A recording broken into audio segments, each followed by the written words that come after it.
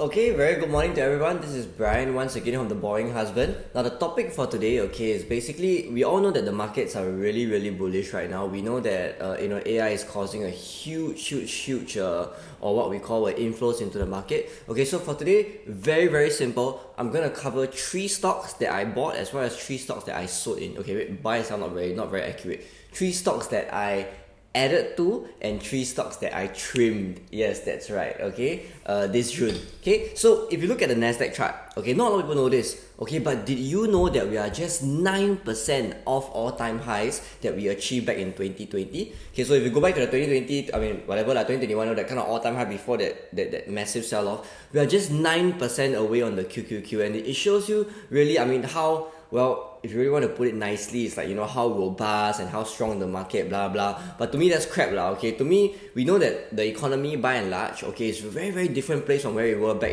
in those all-time high periods. So for us to reach this kind of very near this top kind of level, I think the market is getting a little bit ahead of itself. And not only that, the technicals on the chart actually show that the market is severely overbought at this moment. Okay, so if you ask me whether at this point I'm looking for more buying opportunities or more selling opportunities, the answer is very clear. I'm definitely looking for more selling opportunities. I'm looking at areas to lock in my profits as the price action goes back to the top, and of course when we look at sector rotations, okay, those sectors that are a little bit less loved at the moment, that's why I'm looking to accumulate. Okay, so very quickly, okay, 3 stocks that I trimmed and why. Okay, the 3 stocks are Trade Desk, Palantir, and Nu Holdings. Okay, first one, Trade Desk. Okay, so not a lot of people know this. Okay, but Trade Desk is actually in the marketing / advertising business. Okay, so as a marketer myself, okay, there's a lot of a lot of jargons in this field. Okay, but basically, whenever you do something on your device, there are things called like cookies and trackers that kind of look at whatever is it that you do. Okay, at the same time, okay, when you fill in information on your profile like male, female, age, height, age, height, income, etc. These are things that marketers use to make sure that whatever advert that they're trying to bring to you reaches you. Okay, and what Trade Desk has done really well is that they're able to do this process so well, okay, that by and large, when an ad, okay, is shown to you using their proprietary software, the conversions and engagements are higher. Okay, that's basically it. Okay, how they do it, of course, it's their own proprietary software, but as we know, there's a lot of like laws and regulations behind tracking people's movements and what they're doing on their app, where they are. So for Trade Desk to still be able to achieve these higher engagement and conversion rates, it's what sets them apart. Okay, so I like Trade Desk. I used to work there before as a vendor. Okay, but they did their stock split some time back. Overall, stock has seen some sell-off, but to me, okay, I always like the advertising industry. Okay, because no matter what, okay, whether like recession or whatever lah, okay, companies still need to advertise, correct? Okay, for example, I think there's some, don't know rumors or not, but Trade Desk is working with Disney Plus. So your Disney Plus, like for example, when you see your ads pop up, I think I'm not on that plan lah, but if you do see your ads pop up, the ads that you see are extremely targeted. You are meant to see it. Okay, actually a lot of effort goes on behind it. Okay, but I have decided, okay, to take profit, okay, at these levels. Okay, and let me just kind of share my screen over here. Okay, and I've just decided to share my screen over here. Okay, so if you look at the Trade Desk chart over here, okay, I think there's a lot of things that you can say about the chart, okay, but at the onset, the most obvious thing that comes to me is that there's support at $40 and resistance at 77. Okay, so when we look at this kind of range where the stock is like kind of bouncing, up, down, up, we assume, okay, that it is very likely to retreat downwards at this 70 point before hopefully moving up again lah. But the likelihood of it retreating, okay, is in my opinion of course higher, okay, than the stock, I guess, rallying all the way up lah. Okay, but one thing that's interesting to take note that I see happening, that's really a bullish indicator for Trade Desk, okay, is that we see a lot of consolidation happening here. Okay, so this part, sorry about that, this part here. Okay, so we see consolidation happening there, And consolidation at resistance, okay, is typically a bullish indicator. It means that, other people are selling at these levels, like me, paper-handed, selling at these levels, but people are still buying at these levels. So by and large, that is a good thing, okay. And of course, I'm very interested to see how it plays out from here. Okay, of course, in terms of price multiples, PE, and etc., trade is still a little bit high, okay, but once again, when I sell, I always prefer to sell based on technicals rather than fundamentals, okay. Next stock, okay, Palantir. Okay, this stock doesn't need an introduction. Okay, Palantir, as we know, has pretty much reached almost 2x, okay, at this point. Okay, my portfolio continues to remain strong, okay, with Palantir.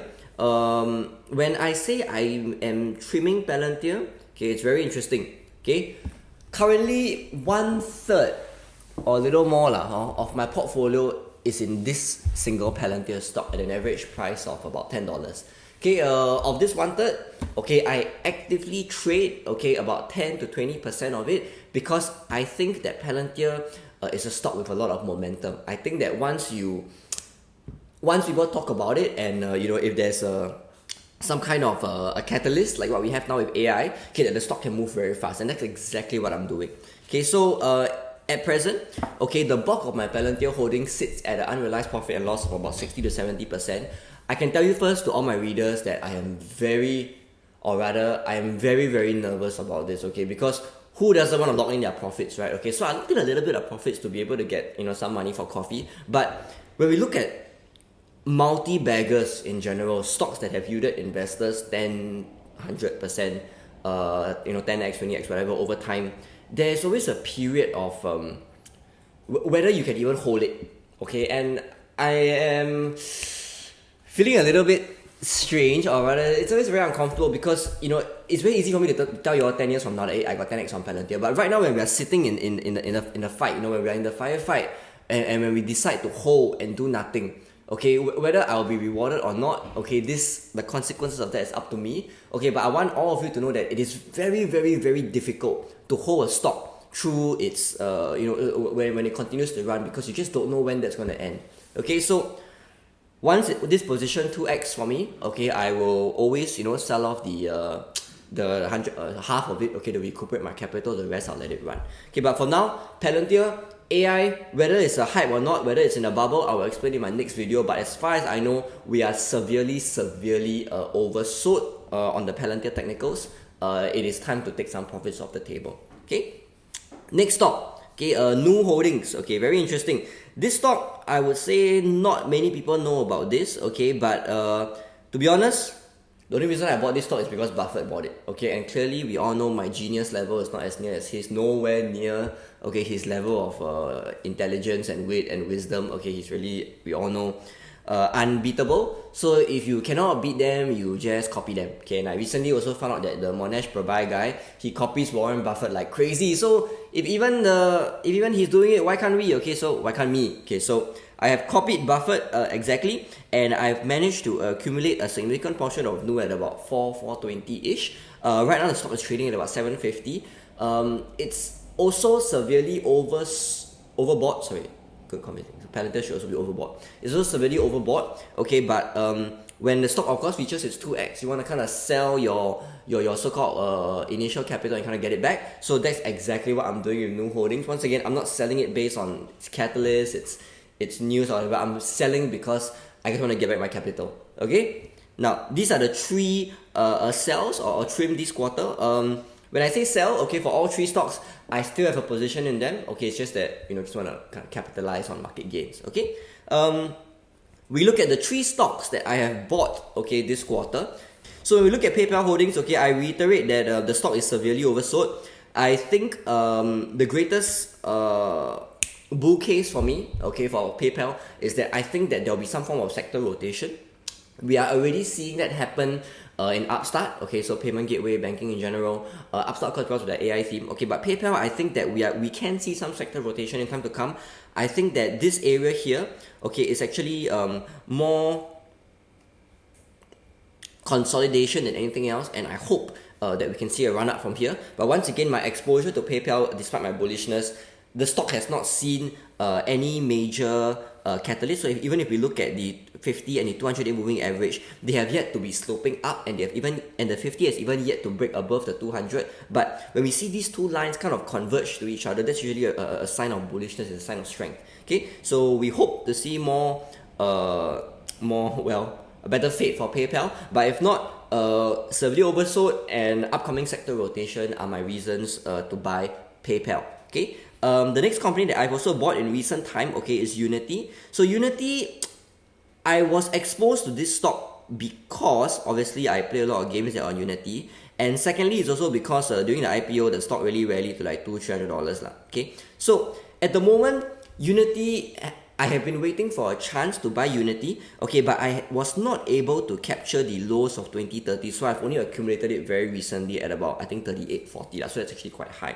But what I like about Unity, okay, is the first thing, the catalyst, okay, so Unity, Apple announced that they're working with Unity for their VR headset, whatever, the 3499 item, okay, this, people speculate, okay, that in time to come, it can be or rather it can account for up to 10% of Apple sales. So right now it's probably like not even near that, okay, not even like maybe like 100, so I don't know. Okay, but if it does reach that point, okay, where it's 10% of Apple sales, and with this partnership that Apple has with Unity, I think that can benefit Unity a lot. So that's one of the reasons why we have seen this very, very strong move towards the upside, okay. Another reason why I like Unity is that in terms of its technicals, okay, we've seen that the stock has tried very hard to break past its 200-day moving average, and at this point, okay, with the catalyst, it broke above both its 50 as well as its 200-day moving average in like less than 2 weeks. So to me, usually I think, okay, that when such strong momentum to the upward to the upside happens, usually means that that there's a lot of buyers coming in and that the support is very strong for the stock. Hence, I decided to take my position in Unity now. Okay. And the last stock, okay, for today that I decided to buy is a very, very, very boring stock. Okay.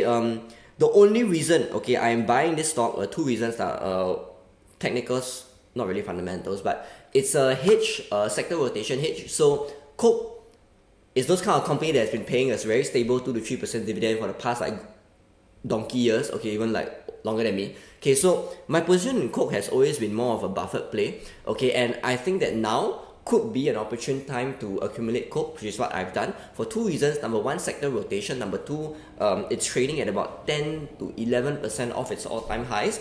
I was unable to get this stock any sooner because I really wasn't looking at it, okay, but I think that right now, industrials, F&Bs, this kind of stock, super boring stock, nobody likes it. Okay, everybody's chasing out AI hype now. Okay, so in my opinion, when I accumulate Coke, okay, the idea behind it is that hopefully we'll see some sector rotation, and if it doesn't, I'm more than happy to receive my dividend 2-3% as time goes by. Okay, with that, I've come to the end of today's video.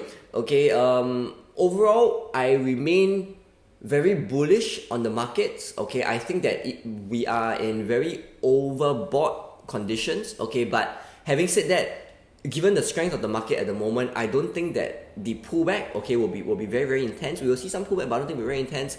But if not, once again, I'm not looking for buying opportunity, I'm looking for selling opportunities. Not that you should too, but kind of gauge the market on your own. It's your own hard-earned money. Okay, and with that, thanks for watching. We'll see you in the next video.